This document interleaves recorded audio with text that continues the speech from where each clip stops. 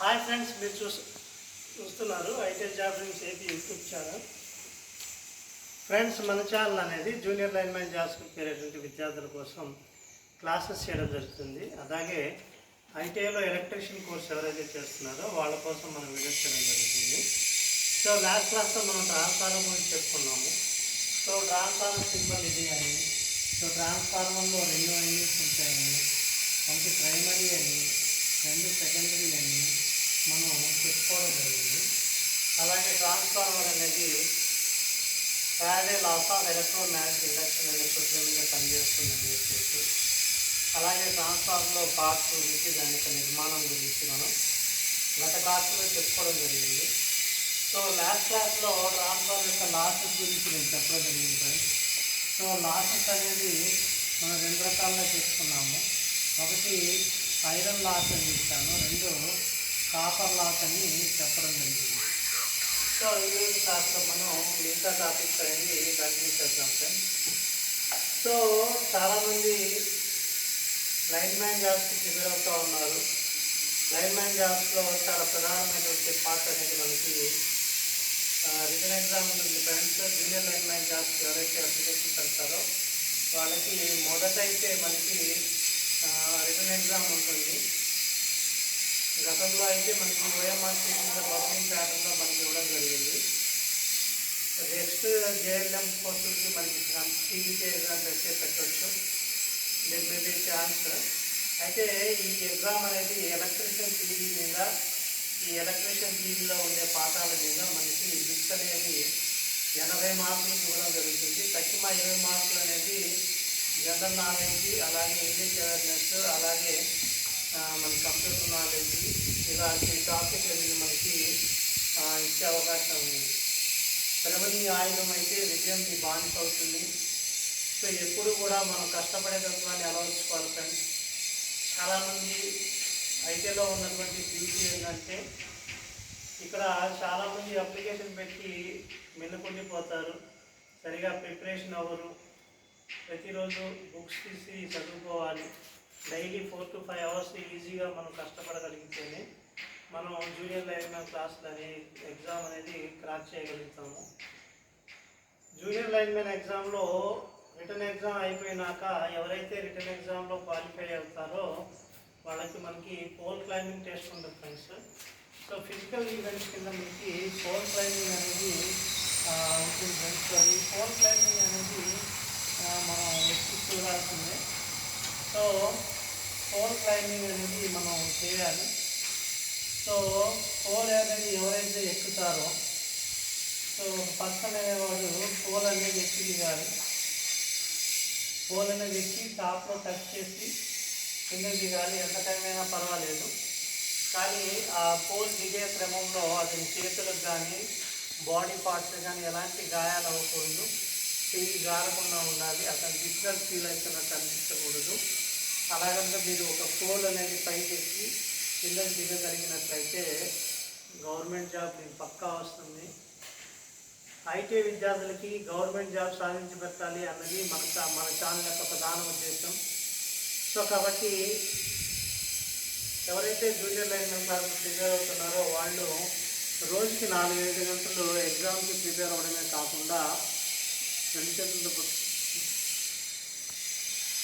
ఎగ్జామ్కి ప్రిపేర్ అవ్వడమే కాకుండా పోల్ ఎక్కడం కూడా ప్రాక్టీస్ చేయండి. Daily 4 hours to 5 hours pole అనేది ఎక్కడం ప్రాక్టీస్ చేయాలి.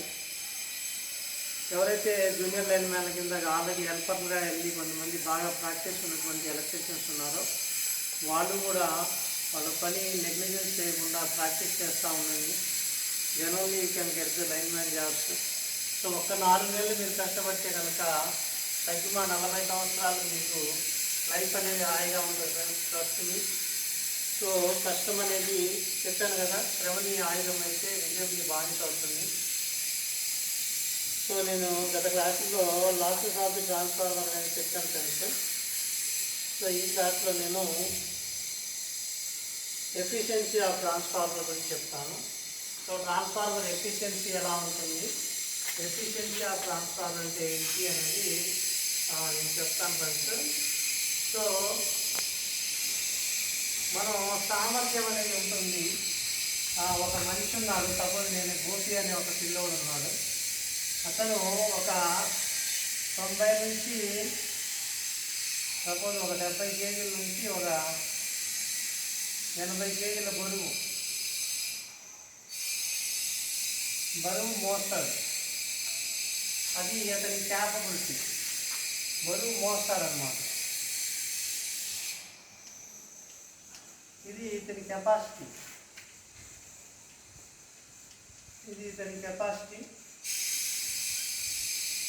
ఇలా దీన్నే మనం ఎఫిషియన్సీ అంటాం. ఎఫిషియన్సీ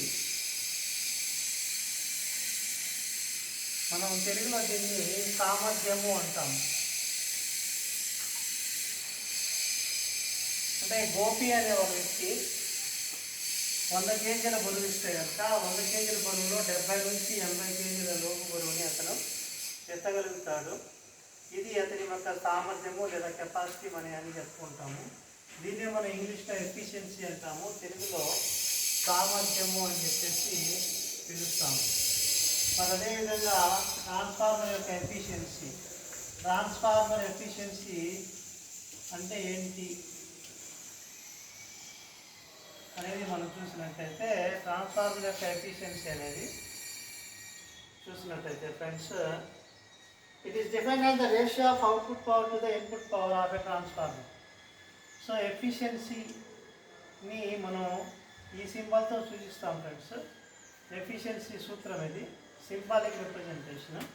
ఇది సింబల్ ఎఫిషియన్సీకి. సో ట్రాన్స్ఫర్ ఎఫిషియన్సీని మనం అవుట్పుట్ పవర్గా ఇన్పుట్ పవర్గా ఇస్తాం. So transformer efficiency is equal to output power by input power.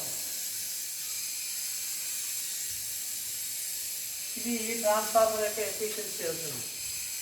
Okay, అంటే ఉదాహరణకి మనం ఒక ఎగ్జాంపుల్ రాసుకుంటే మనకి తెలిసిన విషయం ఏంటంటే ఫ్రెండ్స్, మనకి ఎప్పుడు కూడా input is greater than output ఉంటుంది.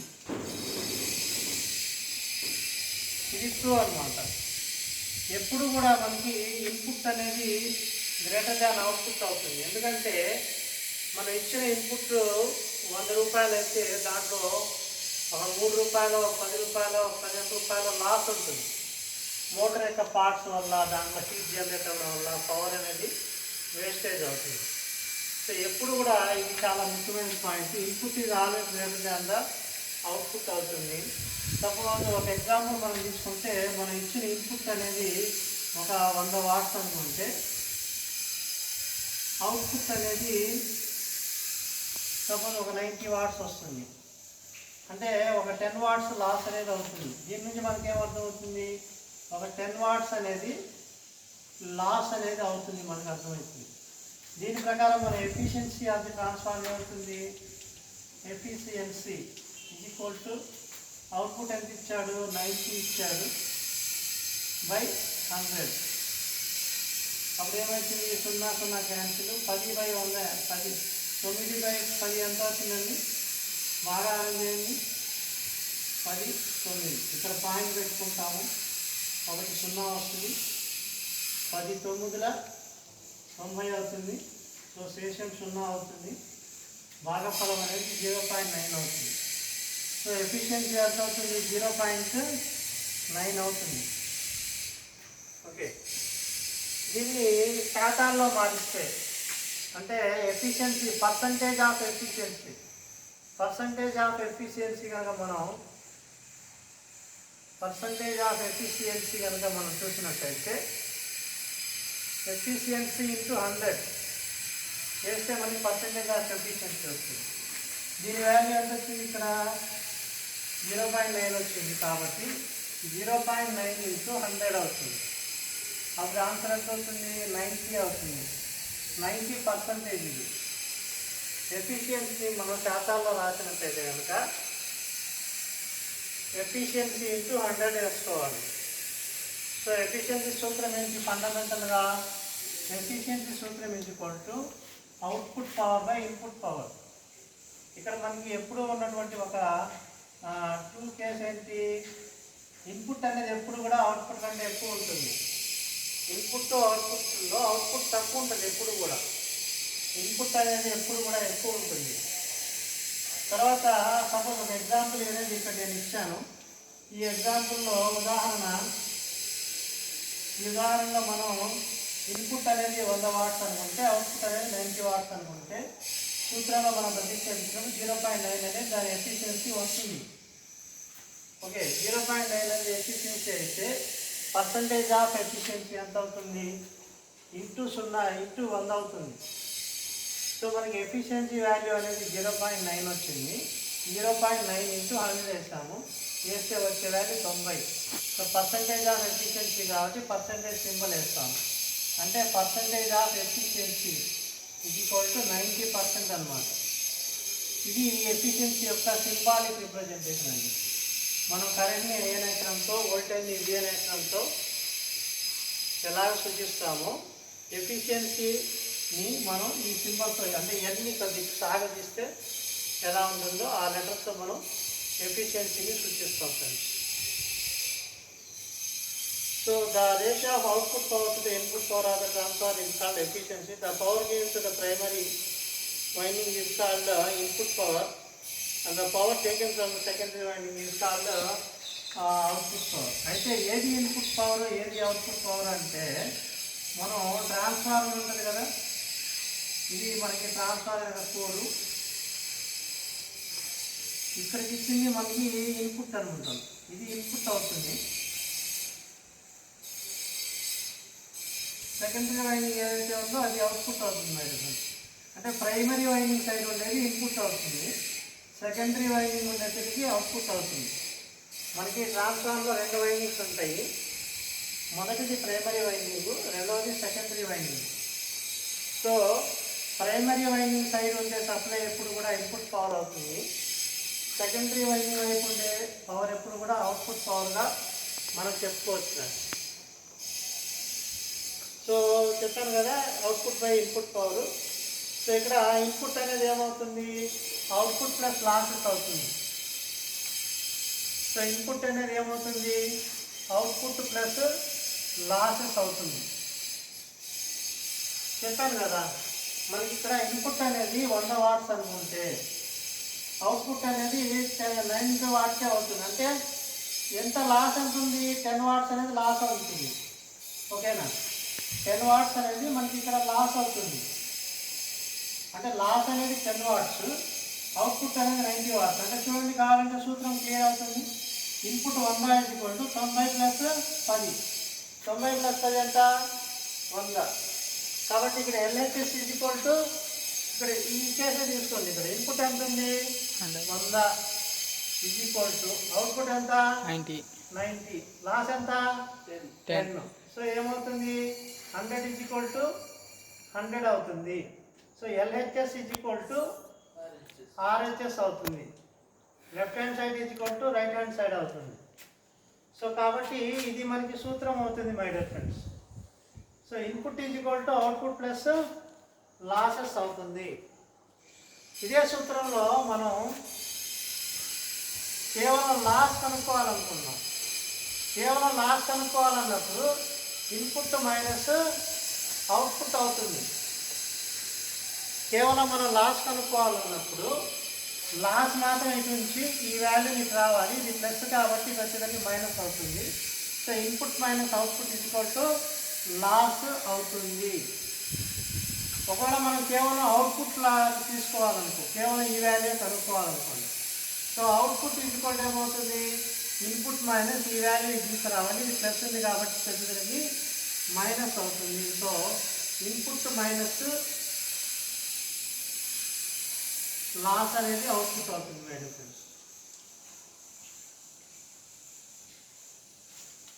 సో ఇన్పుట్ మైనస్ లాస్ అనేది అవుట్పుట్ అవుతుంది.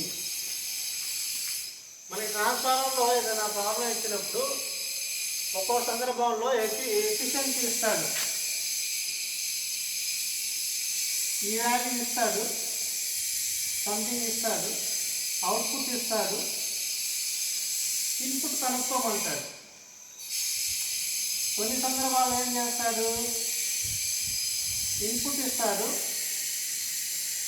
ఇంకో సంథింగ్ ఇస్తాడు, అవుట్పుట్ ఇస్తాడు, ఇంకో సంథింగ్ ఇస్తాడు, ఎఫిషియన్సీ కనుక్కోమంటాడు. ఓకే, కొన్ని సందర్భాల్లో ఏమి ఇస్తాడు, ఇన్పుట్ ఇస్తాడు, అవుట్పుట్ ఇస్తాడు, ఇన్పుట్ ఇస్తాడు, అవుట్పుట్ ఇస్తాడు, లాస్ కనుక్కోమంటాడు, లాస్ కనుక్కోమంటాడు. ఇలాగా మనకి సూత్రాలు కనుక తెలిసినట్టయితే మనం వాడు ఇచ్చిన 2 విలువల్లోంచి 3వ విలువని మనం సాధించవచ్చు అన్నమాట. ఇక్కడ సూత్రాలు అనేవి ప్రధానమైనటువంటి పాత్రని పోషిస్తాయి. ఇక్కడ చూడండి, లాస్ కనుక్కోమంటే ఈ ఫార్ములా. సపోజ్ ఇక్కడ చూడండి, ఎఫిషియన్సీ కనుక్కోమంటే మనకి ఈ ఫార్ములా అవుతుంది. సపోజ్ మనకి ఇన్పుట్ కనుక్కోమని అనుకో, ఇన్పుట్ కనుక్కోమంటే ఈ ఫార్ములా అవుతుంది. సో కాబట్టి మనం ఈ సూత్రాలు అనేవి చాలా ముఖ్యమవుతుంది.